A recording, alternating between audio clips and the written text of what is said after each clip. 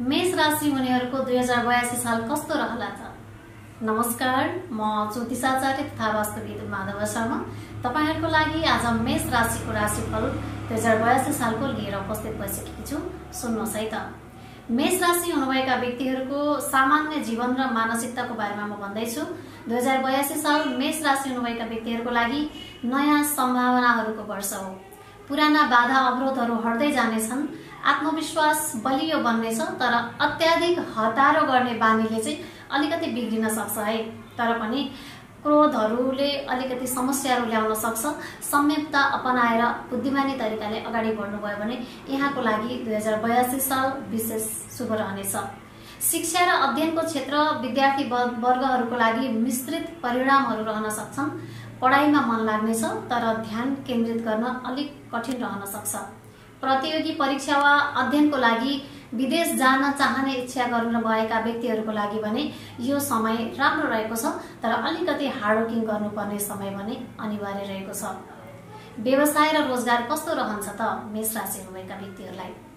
नोकरी गर्नेहरूलाई र पदोन्नति, सरुवा वा नयाँ अवसरको एकदमै सम्भावना देखिएको छ। अलिकति वरिष्ठहरूको सहयोग पनि पाइनेछ भने व्यवसायहरूका लागि यो वर्ष मध्य भागमा चाहिँ विशेष शुभ रहन सक्छ। नयाँ लगानी गर्नु छ भने वर्षको दोस्रो चौमास अर्थात् असारदेखि असोजसम्मको समय अत्यन्त उपयुक्त रहन सक्छ। अब जाउँ हामी आर्थिक पक्षतर्फ। धन आगमन राम्रो देखिएको छ, तर खर्च पनि अलि बढी अत्याधिक हुने गर्छ। ऋण लिने वा दिने बेलामा विशेष सजगता अपनाउनु भयो भने राम्रो रहनेछ।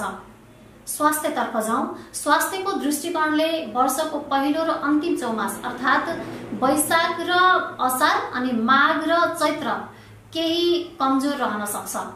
पेट, उच्च रक्तचापको समस्या वा टाउको दुखाइको समस्याहरू चाहिँ देखा पर्न सक्छन्।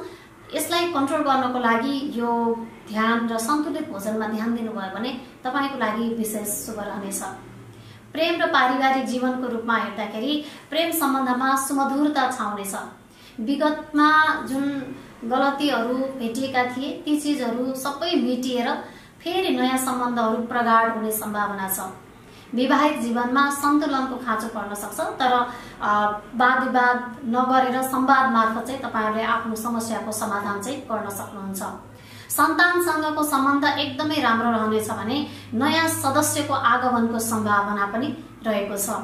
अब जाउँ मेष राशि भएका व्यक्तिहरूको खराब भएका जति पनि चीजहरू छन् त्यसलाई निराकरण गर्नको लागि के उपाय गर्ने त? मंगलबार वा शनिबार हनुमानजीको पूजा गर्नुहोस्। ओम अंगाकाराय नमः मन्त्रको जप गर्ने गर्नुहोस्। यसले पनि तपाईलाई एकदमै लाभप्रदायक हुनेछ। रातो वस्त्र वा रुद्राक्षको प्रयोग गर्नु पनि अत्यन्त शुभ रहनेछ। धन्यवाद।